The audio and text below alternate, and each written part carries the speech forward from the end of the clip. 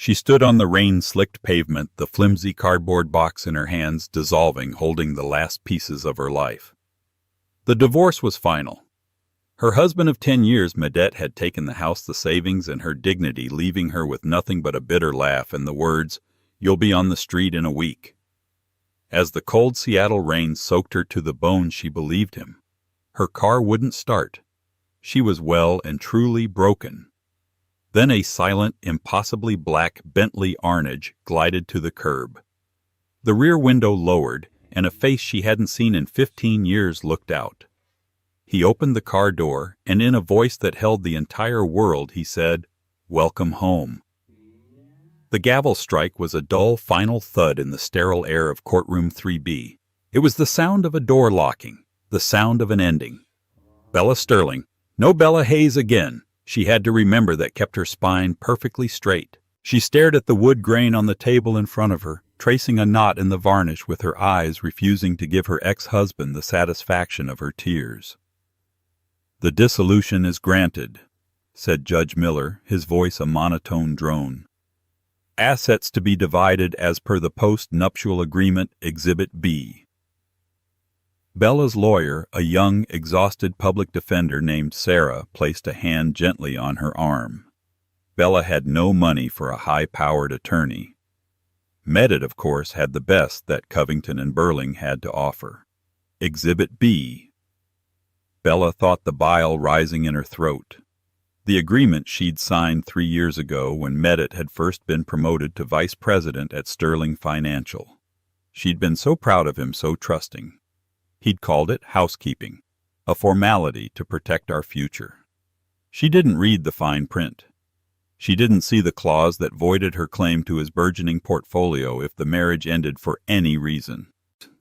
The any reason, it turned out, was named Chloe. His 24-year-old assistant, all sharp angles and sharper ambition. Medette stood up, buttoning his custom-tailored Tom Ford suit. He adjusted his cufflinks, a smirk playing on his perfectly handsome face. He leaned over to his lawyer, whispered something, and they both shared a low chuckle. He didn't even look at Bella. Why would he? She was a discarded object. Bella had met Medette when she was 22, a promising graduate from the Rhode Island School of Design. Her portfolio in sustainable architecture and interior design had been called prodigious. Then Medette came along. He was charming, driven, and intoxicating. He loved her creativity, he said. But after the wedding, creativity became a cute hobby. Her design work became clutter. Her dreams of starting her own firm were unrealistic and financially irresponsible. "I make enough for both of us, Ellie." He'd said, the pet name becoming a tool of control. "Why don't you focus on us, on making our home a sanctuary?" So she had. She'd put her portfolios in the attic where they gathered dust. She'd designed his sanctuary, a cold minimalist mansion in Medina, hosted his partners, and slowly, piece by piece, erased herself. The last memory of that life, the one that finally broke her, wasn't even the discovery. It was the sound of the discovery. She'd come home early from a charity luncheon holding a small framed sketch she'd done, the first creative thing she'd made in years. She was going to surprise him. She heard laughter from the master bedroom. Not just any laughter. A high-pitched performative giggle that wasn't hers. She'd pushed the door open. Chloe, wearing Bella's own silk robe, was perched on the edge of their bed. Medette was standing by the window, a glass of scotch in hand. They weren't even startled. They just looked at her, as if she were the one who was interrupting. "Bella," Medette had said, his voice flat, annoyed. "You're early." The little sketch had slipped from her fingers, the glass shattering on the hardwood floor. "Oh, good," Chloe had said, looking at the broken frame. "She broke something. You said she was clumsy." That was 6 months ago. 6 months of legal hell where Medette's lawyers painted her as an unstable, artistically tempered gold digger, while Medette himself cried poverty to the court, hiding assets in offshore accounts Bella couldn't prove existed. She stood up. The courtroom was emptying. Medette and his team were already out the door, probably heading to Canlis for a champagne lunch. Sarah, her lawyer, looked at her with pity. "Do you have somewhere to go?" "The motel?" I'll be fine, Bella lied, her voice hoarse. I have my car. She walked out of the King County Courthouse into a wall of gray. The Seattle sky had opened up a torrential, biting cold October downpour. She had one suitcase and a single cardboard box filled with the few personal items Medette's lawyers hadn't contested: old journals, her dusty portfolios, and a small faded photograph of a treehouse. She'd been staying at a grim motel near the airport. Her 15-year-old Honda Civic, the one she'd had since college, was parked 2 blocks away. Medett had graciously let her keep it. By the time she reached the car, the cardboard box was sagging, its contents damp. She fumbled for her keys, her hands shaking from cold and adrenaline. She put the key in the lock, turned it. Click. She tried again. Click. Click. The battery was dead. Of course it was. It was the universe's final cruel joke. Bella Hayes, 32 years old, a graduate of RISD and ex-wife, stood in the pouring rain, leaning her forehead against the cold, wet glass of her dead car. The box in her arms finally gave way, spilling her life onto the wet pavement. Old sketches, her most private dreams, were now just soggy pulp. A sob, hot and raw, finally tore itself from her throat. She sank to her knees on the sidewalk, defeated. Medett was right. She had nothing. She was nothing. A shadow fell over her. She didn't look up, assuming it was a passerby. Then a low, powerful rumble cut through the sound of the rain. A car engine that didn't sputter but purred. A long, impossibly black Bentley. Arnage, a car that looked more like a block of polished obsidian than a vehicle, had pulled up beside her. It was so close its tires were almost touching the curb. She shielded her eyes from the rain. The rear window, tinted to an impenetrable black, glided down with perfect, expensive silence. Inside, a man was looking at her. He wasn't smiling. His face was all sharp angles and intense dark eyes. He looked like he'd been carved from marble. He wore a suit that probably cost more than her car, even when it was new. For a second she thought he was one of Medette's associates come to gloat. But then his eyes, which had been scanning her with a look of pained recognition, met hers. "Bella," he asked. The voice. It wasn't the man's voice. It was the boy's. A voice she hadn't heard in 15 years now, wrapped in steel and power. "Ellie." She could only stare, rain and tears mixing on her face. Justin Thorne. Her childhood neighbor. Her best friend. The boy who'd helped her build that treehouse. The boy who had vanished overnight when they were both 17. He didn't say anything else. The driver's door opened and the bodyguard stepped out, unfurling a massive black umbrella. But Justin was already moving. He opened his own door and stepped out into the deluge, his polished leather shoes sinking into a puddle. He walked around the car, his eyes never leaving her face. He crouched in front of her, the rain plastering his dark hair to his forehead. He looked at the ruined box, the soggy sketches, and then back at her. His expression was unreadable, a thunderstorm of emotions. He simply held out his hand. "We're leaving." My car," she stammered, gesturing uselessly. "Forget the car," he said. His bodyguard was already picking up her suitcase. Justin himself began gathering the soaked sketches, handling them with a strange reverence as if they were priceless artifacts. "Justin, I can't," she whispered. "You don't understand. I have nothing." "You have me," he said, as if it were the simplest fact in the world. He stood and gently, firmly pulled her to her feet. He guided her to the open rear door of the Bentley. The interior smelled of rich leather and something clean and expensive. She hesitated at the threshold, a woman in a $50 dress from Target dripping rainwater onto the plush lamb's wool carpet of a $500,000 car. Justin put his hand on the small of her back, a gesture both protective and commanding.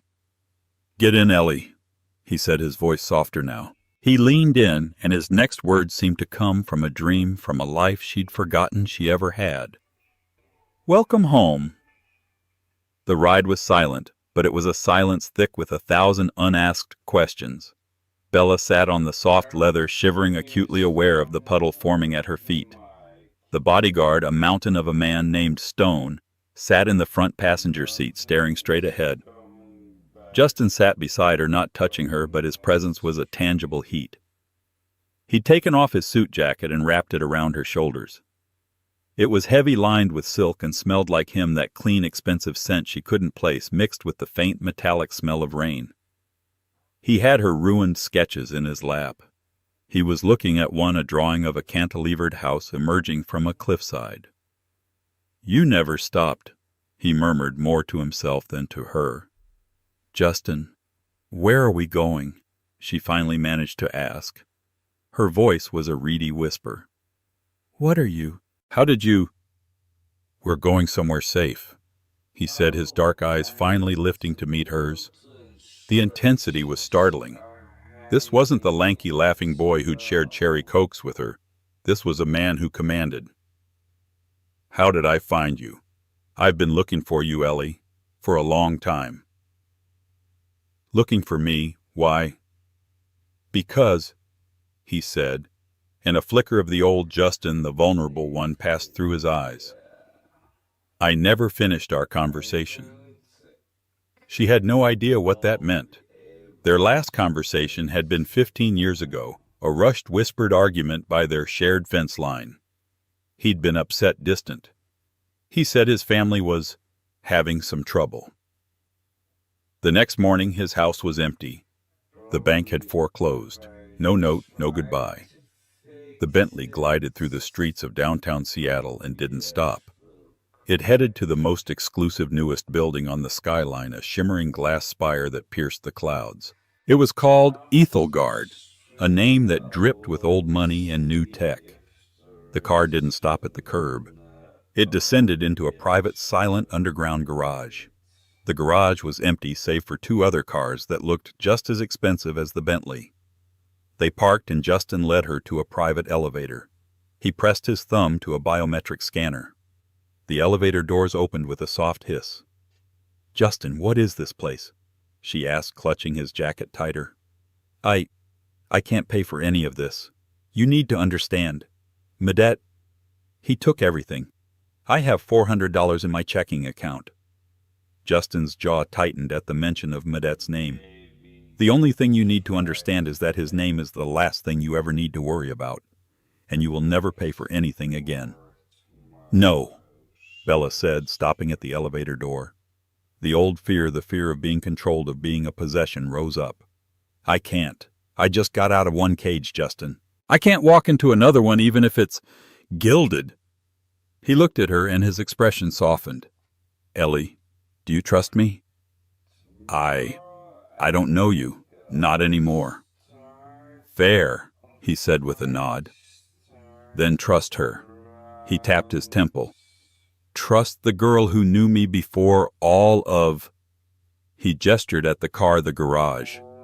"This. I am not Medette Sterling." He said the name like it was a disease.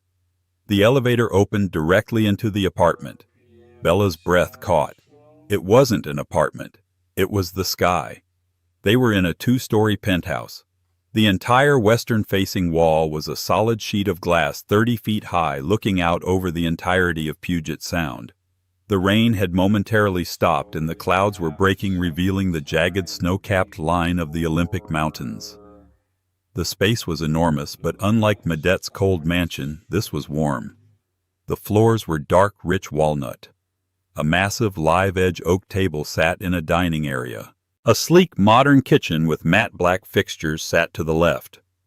But the centerpiece was a cavernous living area with a simple, massive fireplace, and in the corner, a beautiful professional-grade drafting table and art station. "Justin, this is your home. It's breathtaking." "It's not my home, Ellie," he said, walking toward the art station. He ran his hand over the clean, untouched wood of the drafting table. "Then, whose is it?" He turned to her. "It's yours." Bella laughed a short, hysterical sound. "That's not funny.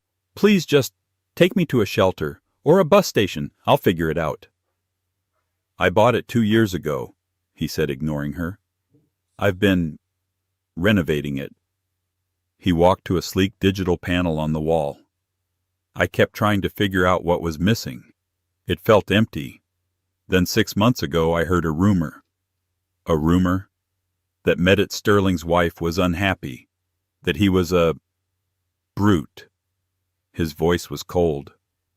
"So I started looking. I found a photo of you at a gala. It was you. You still had the same sad eyes you had the day before I left." He'd been stalking her. The fear came back colder this time. He saw it in her face. "No, Ellie, not like that. I was just making sure you were okay. And when I found out you weren't, I started building." He tapped the screen. A section of the wall which had looked like a solid panel of dark wood slid open with a pneumatic hiss.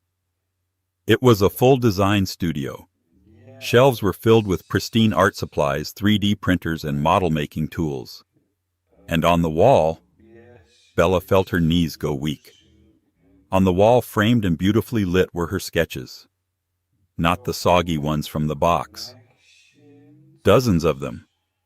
Her college portfolio. Her post-grad projects. The prodigious work she thought was lost forever. "How?" she whispered, walking toward them, her hand outstretched. "Your mother," Justin said softly. "I found her in Arizona 10 years ago. She'd kept everything. She passed away, Ellie, 5 years ago. I'm so sorry. She left all of this for you in my care. She always hoped I'd find you again." Bella touched the frame of her thesis project, a design for a self-sustaining artists' community. She hadn't seen it in a decade. Tears streamed down her face, but this time they weren't for Medit.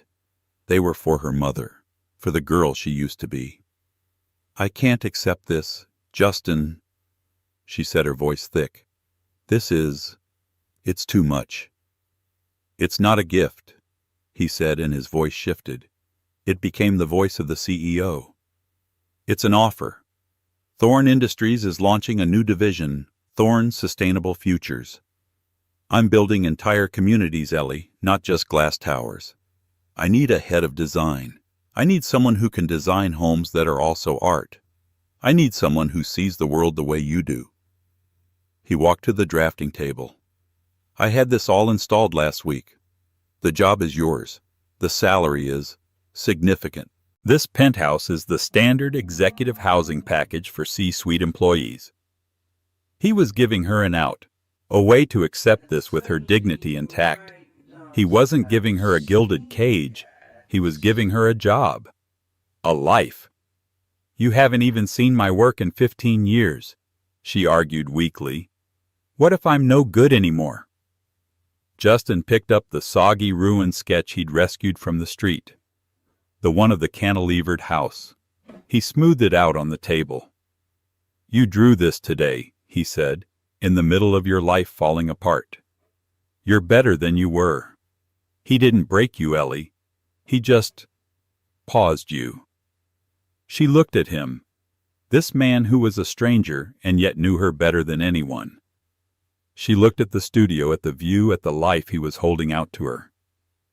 Where do you live?" she asked.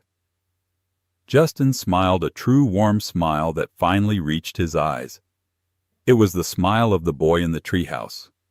He pointed to the ceiling. "I bought the penthouse above this one. Figured you might need a neighbor. And," he added, tapping the ruined sketch, "I want to talk about this cliffside house. I have the perfect location for it." Bella looked down at her work, truly seeing it for the first time. She took a deep breath, the first one that didn't hurt. "Okay," she said. "When do I start?" The first month was a blur of exhilarating, terrifying adjustment. Bella dove into the work at Thorn Industries with a ferocity that surprised even herself. The pause Justin had spoken of wasn't a pause, it was a dam, and now it had broken.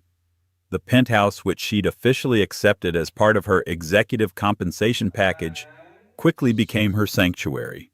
She spent her days at the Thorn Industries headquarters in downtown Seattle, a marvel of living walls and reclaimed timber that she'd instantly fallen in love with.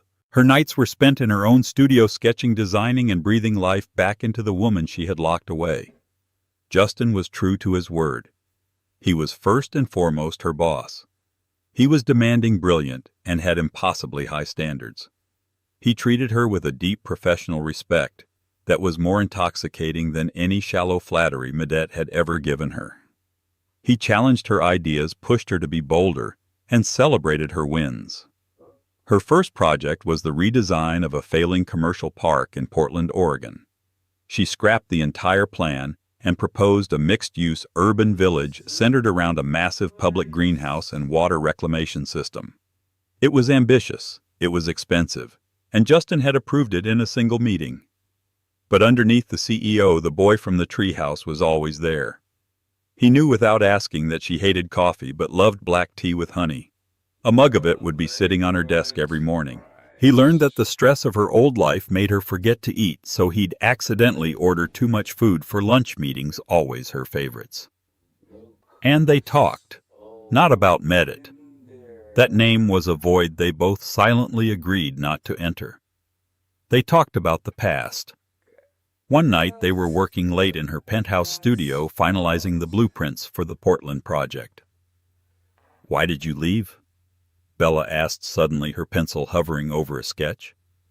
Justin, who was leaning against the drafting table, went very still. "I told you, my father. You said it was trouble. You didn't say he'd been embezzling from his partners." Justin looked at her, his face a mask. "I had my PIs look into you, Ellie. Did you think you couldn't look into me?" She pulled up a news article on her tablet. "Robert Thorn, disgraced developer, avoids prison in plea deal. Family relocates." It was dated 15 years ago. "We lost everything," Justin said, his voice quiet, turning to look out at the city lights. "The house, the cars, my college fund. We left in the middle of the night. We moved into a one-bedroom apartment in Reno. My father, he couldn't handle the shame. He started drinking. He died 3 years later. Justin, I'm so sorry. Why didn't you call me? Write me anything. And say what?" He shot back a flash of anger, not at her, but at the past hardening his voice. "Say, 'Hi, Ellie, my father's a thief and I'm a busboy at a casino.' Say, 'I can't stop thinking about you, but I have absolutely nothing to offer you but my family's shame.'" He took a breath, calming himself. "I watched you. From a distance. On social media before you deleted it. I saw you graduate. I saw you get your first internship. And then, I saw you get engaged to Medette Sterling." He looked at her, his eyes filled with a 15-year-old pain. "He was everything I wasn't. Rich, established, from a good family. I thought he'd make you happy. So I stayed away." "He was a monster," Bella whispered. "I know that now," Justin said, his voice raw. "I started building. I went to night school, got a degree in computer science, wrote a piece of code for logistics software. It sold. I used that money to buy one building, then another. Then I built Thorn Industries from the ground up, all with one goal." "What goal?" "To be the kind of man who could at least stand in the same room as you." He gave a short, bitter laugh. "By the time I came back to Seattle, and you were still married, so I waited. I told myself if he ever hurt you, I'd be ready." The air in the studio was electric. This wasn't a boss and his employee. This was a man confessing a lifetime of devotion. "Justin?" she started. Before she could finish, her personal phone, a new one Justin's security had given her, buzzed on the table. She'd blocked Medette on everything, but this was an unknown number. She ignored it. It buzzed again. And again. A text message. "You can't hide in his glass tower forever, Bella. You think you're so much better than me." Another text. It was a picture. It was her walking into the Thorn building that morning, taken from across the street. "He'll get tired of you just like I did. But I'm not done with you. You owe me." A cold dread, a feeling she thought she'd left in that courtroom, flooded her body. She must have gone pale because Justin was instantly at her side. "What is it?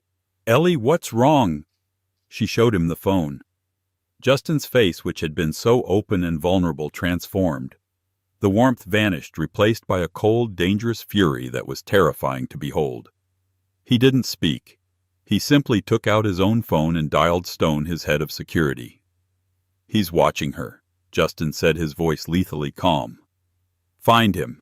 Get a restraining order. And find out everything he's hiding. I want to know where he gets his dry cleaning. I want to know how much he tips for coffee. I want to know everything." He hung up and looked at her.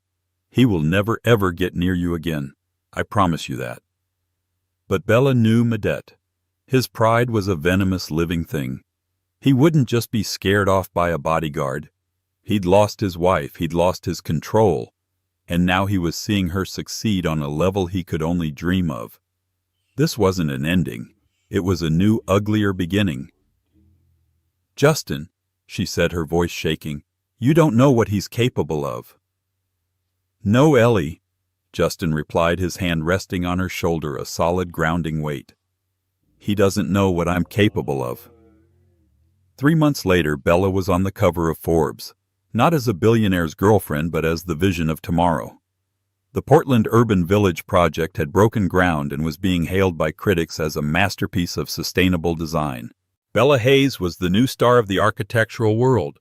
She was giving interviews, guest lecturing at the University of Washington, and for the first time in her life, she was truly happy. Her relationship with Justin had settled into a deep, unspoken bond. He was her champion, her confidant, and her best friend all over again. The physical line between them was taut, uncrossed. He hadn't kissed her. He hadn't pushed. He was, as he'd promised, letting her lead. He was giving her space to heal, to become herself. And the more space he gave her, the more she found herself wanting to close the distance. Medette had been silent. The restraining order had been served, and Justin's security team was a subtle but constant presence. Bella had almost convinced herself he'd moved on, slinking away in defeat. She had forgotten, however, that Medette Sterling's greatest talent was public humiliation. The invitation was for the Seattle Art Museum's annual gala. Thorne Industries was the primary sponsor. It was in effect Bella's coming-out party. It was the first time she would be publicly celebrated for her work. She spent weeks on her dress, not buying one, but designing it. It was a deep emerald green silk with a structured architectural bodice that echoed her design principles. When she met Justin at the private elevator, he simply stopped. He was in a flawless custom tuxedo, but his eyes were only on her. "Ellie," he breathed, "you are everything." The gala was a glittering affair. The main hall of the museum was filled with Seattle's elite old money tech titans and politicians. Bella was nervous, but Justin kept her anchored. He'd hold her elbow, murmur a name in her ear, and flawlessly guide her through the social maze. She was in the middle of a conversation with the mayor when she felt a chill, the kind of dread that prickles on the back of your neck. She turned. Standing by the entrance, a flute of champagne in his hand, was Medette. He wasn't alone. On his arm, dripping in diamonds and a skin-tight red dress, was Chloe. "Justin," Bella whispered, her hand tightening on his arm. Justin's head snapped toward the door. His smile evaporated. "Stone," he said into his sleeve. "He's here. How?" Medette raised his glass to her, a mocking toast. He'd gotten a ticket. He must have bought a table just for this, just for her. "It's okay," she said, trying to control her breathing. "He can't do anything. He's just looking." "Don't let him ruin your night, Ellie. He's irrelevant." The main presentation began. The museum director took the stage, followed by Justin, who gave a speech about the importance of art in public spaces. And then he introduced Bella. "Thorne Industries is built on finding the future," he said, his voice ringing with pride, his eyes finding her in the crowd. "But I was lucky. Our new head of design. The visionary behind the Portland project is also my oldest friend. Please welcome Bella Hayes." The room erupted in applause. Bella walked toward the stage, her heart soaring.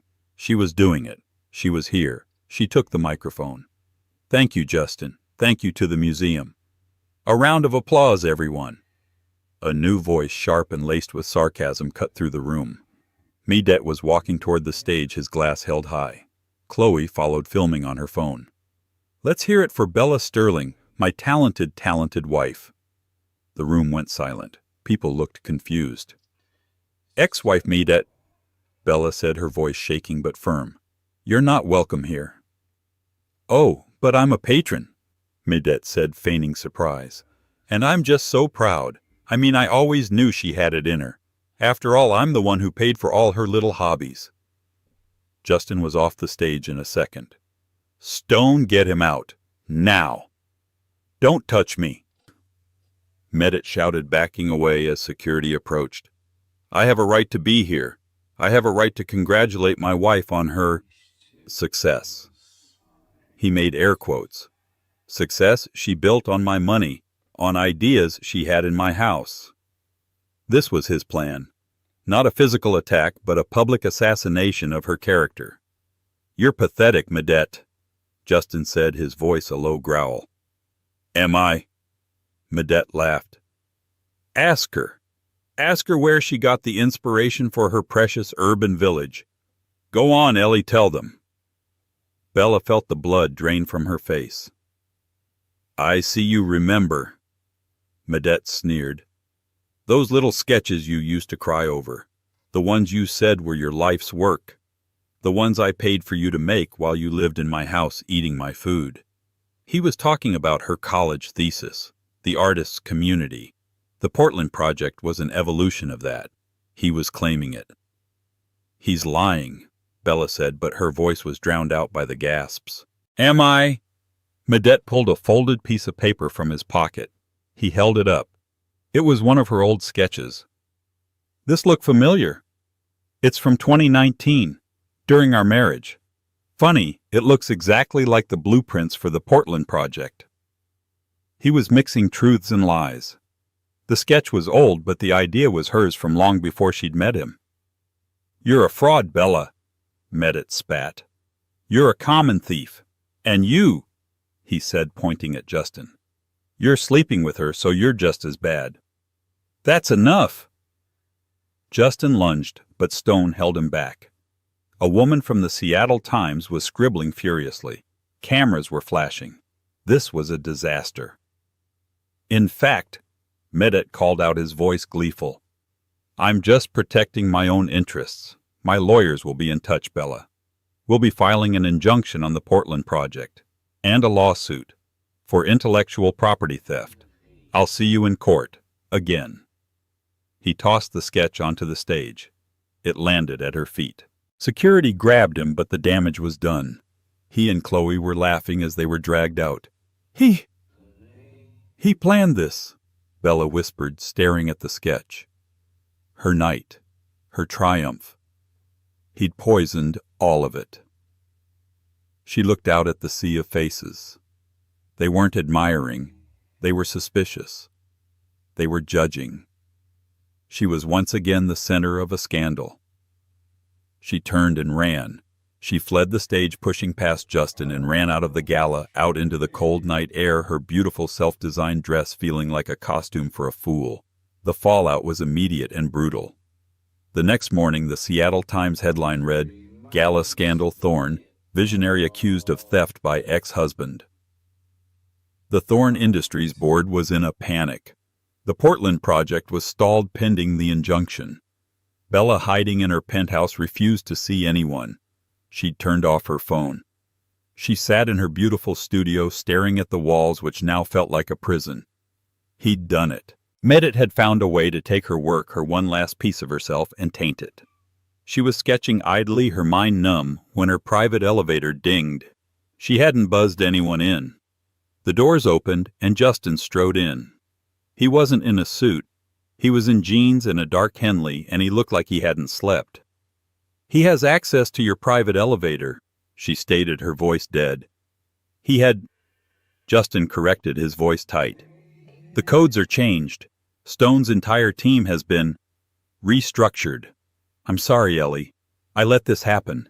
I underestimated his depravity. It's not your fault, she whispered. He's right. Justin stopped. What? He's right. The Portland design.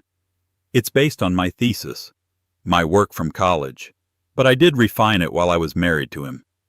I sketched in notebooks, I journaled. He must have found them. He must have kept them. Ellie listened to me. He crossed the room and knelt in front of her, forcing her to look at him.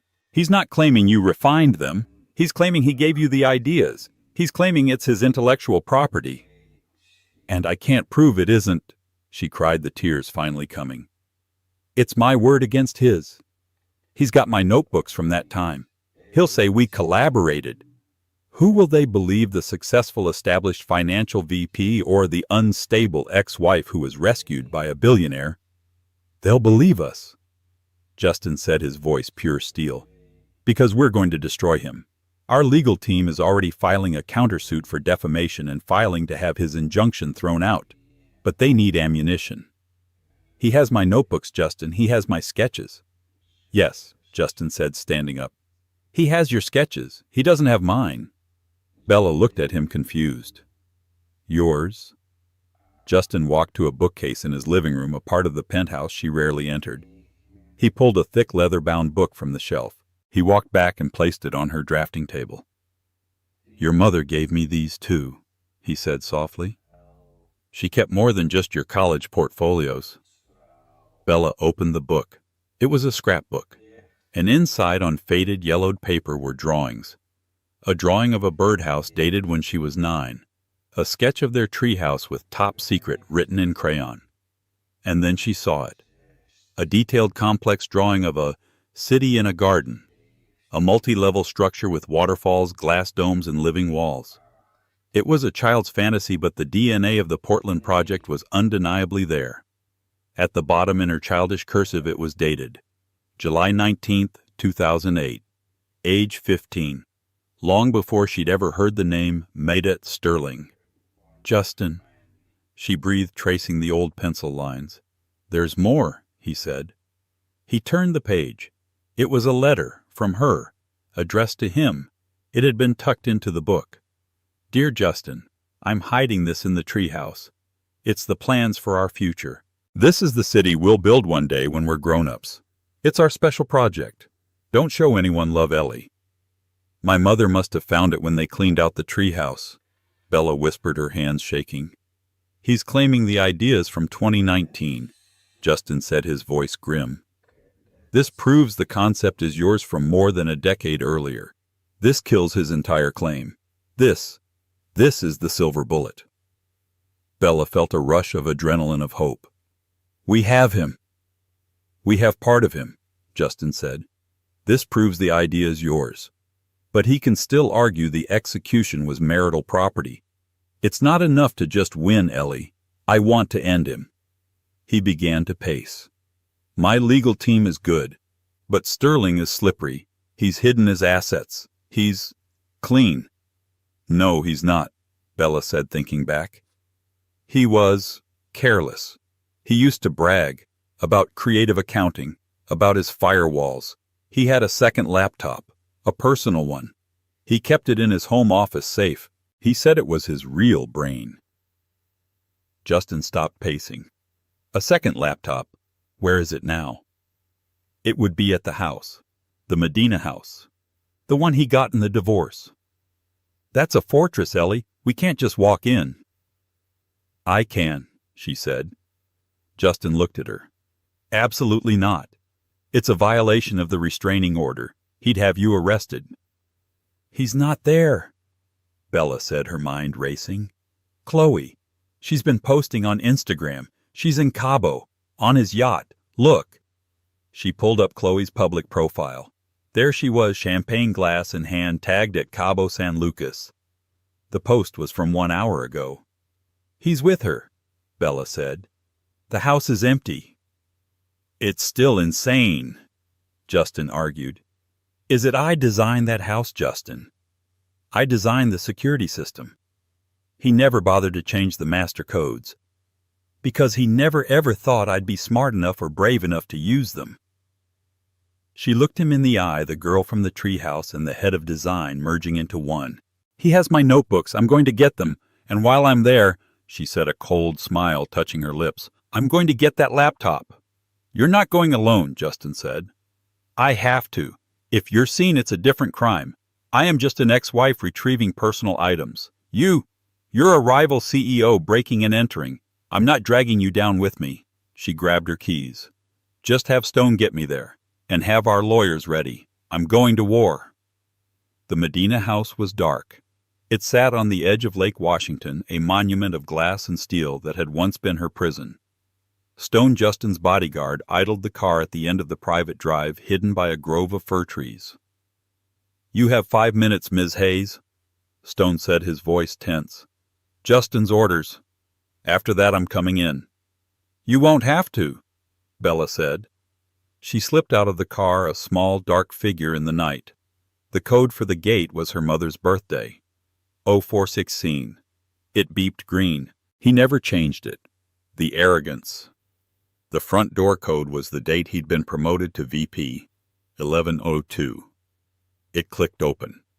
The house was silent, but it wasn't empty. It smelled of Chloe's cloying perfume. Her shoes were kicked off in the hallway. Clothes were draped over the furniture. The sterile sanctuary Bella had maintained was now a messy, lived-in space. She went straight to the home office. The safe was behind a minimalist painting just as she'd left it. The code was their anniversary. 0821. She cringed as she typed it. The safe hissed open. Inside was the laptop, and a stack of her moleskin notebooks. Her heart hammered. She grabbed them, stuffing them into the backpack she'd brought. She was about to close the safe when she saw a flash of red. It was a small velvet jewelry box. Not hers. Curious, she opened it. Inside was a gaudy, enormous diamond ring. A new one. An engagement ring. And under it, a sticky note. "Property of C. Jensen. Can't wait to be Mrs. Sterling." He was going to marry her. The thought was so absurd Bella almost laughed. "He's not going to marry you, sweetie." Bella froze. The blood turned to ice in her veins. She turned around slowly. Chloe was standing in the doorway. She wasn't in Cabo. She was in a silk robe, another one of Bella's, and she was holding a glass of wine. "I saw the gate light flash on the security panel," Chloe said, taking a sip. "I figured it was just Medette forgetting his keys. But this is so much better. Chloe, I'm just getting my things." "Your things?" Chloe laughed, a high, sharp sound. "Looks like you're robbing the place. Medette is going to love this. He'll have you arrested. You'll lose everything." She raised her phone, ready to dial. "He's not marrying you, Chloe," Bella said, her voice surprisingly steady. "He's using you, just like he used me. Oh, please, spare me the wronged wife speech. He loves me. He's giving me everything he denied you." "Is he?" Bella said, holding up the ring box. "Or is he just buying you off? You're his alibi for the gala. You're his witness for the lawsuit. You're a prop. The second you stop being useful, or the second you get wrinkles, he'll replace you, just like me." Chloe's smile faltered. A flicker of insecurity of truth passed through her eyes. "He's a monster," Bella pressed, walking slowly toward her. "He doesn't love you. He loves winning, and he's dragging you into his crime. When he goes down for this fraudulent lawsuit, you'll be an accomplice." "He's not going to lose," Chloe spat, but her voice wavered. "He is. I have proof the design was mine from before I ever met him.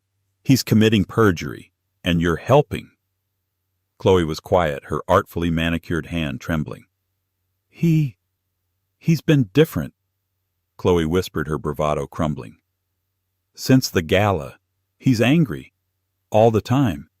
He grabbed my arm last night, left a bruise." She touched her silk-covered bicep. Bella felt a sudden unwelcome pang of pity. "That's how it starts, Chloe. A grab, then a shove, then worse.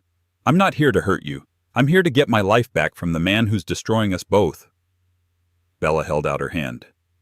He's in Cabo, isn't he? But he left you here. Why to stand guard? You deserve better than being his watchdog. Chloe looked at the phone in her hand, then at Bella. She was a mean girl, ambitious and cruel, but she was also, Bella realized, just another victim in Medet's orbit. He's not in Cabo, Chloe said, her voice flat. He's at a meeting with his other offshore banker, a Mr. Haas. He's moving money, a lot of it. He said if this lawsuit doesn't pay out, we'll need a nest egg. He's running, Bella realized. He's embezzling. I heard him on the phone, Chloe said, the words spilling out. He's been siphoning from his clients' accounts. Small amounts for years. He called it trimming the fat. That laptop, it's not just his brain, it's his ledger. All of it. Every dime. This was bigger than a defamation suit. This was a federal crime. Help me, Chloe, Bella said. He's going to prison. You can either be the girl who went with him, or you can be the woman who helped put him away. Justin Thorne, my boss, he's a powerful man. He can protect you. He can give you a fresh start. Somewhere Medet can never find you. Chloe looked at the diamond ring in Bella's hand. Her face hardened. She wasn't a good person, but she was a practical one. He bragged, Chloe said, her voice low. After the gala, he was drunk. He said he was going to ruin you. He said she thinks she's so smart I'll own her. I'll tell them I gave her the ideas. She's nothing without me. Bella's blood ran cold. Did you record him? Chloe gave a slow, predatory smile. He always liked it when I filmed him. He's so vain. She took out her phone. She tapped a few buttons, and then she hit play. Medet's voice filled the room, drunk and slurring but unmistakable. Tell them I gave her the ideas. She's nothing. It was the smoking gun. A full confession. I'll text it to you, Chloe said. And I'll testify, in exchange for full immunity and a plane ticket to, say, Sydney. Done, Bella said. Her phone buzzed. The video file arrived. Now get out, Chloe said, draining her wine. I'm going to pack. Bella didn't hesitate. She ran from the house, clutching the backpack, her notebooks, and Medet's entire criminal enterprise. She jumped into the car. Stone Drive, she said, her voice shaking with adrenaline. And get Mr. Thorne on the line, now. Tell him we've won. They didn't go to court. Justin's legal team, armed with the 15-year-old sketches, the laptop, and Chloe's video, didn't just have a silver bullet. They had a nuclear arsenal. They arranged a mediation at the offices of Covington and Burling, Medet's own high-powered law firm. Medet arrived tanned from Cabo, looking arrogant and victorious. He clearly had no idea Chloe had flipped. He sat at the long, polished table, flanked by his lawyers, a smirk on his face. Bella, Justin, he said, nodding. Glad you've come to your senses. My offer is simple. 50% of the Portland project's profits and a public apology from you. He pointed at Bella, for your little stunt at the gala. Justin's lead lawyer, a sharp woman named Harriet, just smiled. We have no intention of accepting your offer, Mr. Sterling. We are, however, here to present our counter. Counter? Medet laughed. You have nothing. We have this, Harriet said. She slid a tablet across the table. It's a video from your fiancée, Miss Jensen. We'd prefer to watch it together. She pressed play. The conference room was filled with Medet's own drunken voice. I'll tell them I gave her the ideas. She's nothing without me. Medet's tan vanished. His face went a pasty, sickly white. His lawyers, who had looked so confident, were now staring at him in open horror. That's deep-faked, Medet stammered. She's a psycho. You can't... We also have this... Harriet continued, placing Bella's childhood scrapbook on the table, open to the city in a garden sketch. Dated 2008. Your intellectual property claim appears to be off by about 11 years. And finally, Harriet said, we have this. She slid the second laptop across the table. "Which you reported stolen from your home 2 nights ago. An anonymous good citizen found it and turned it over to us.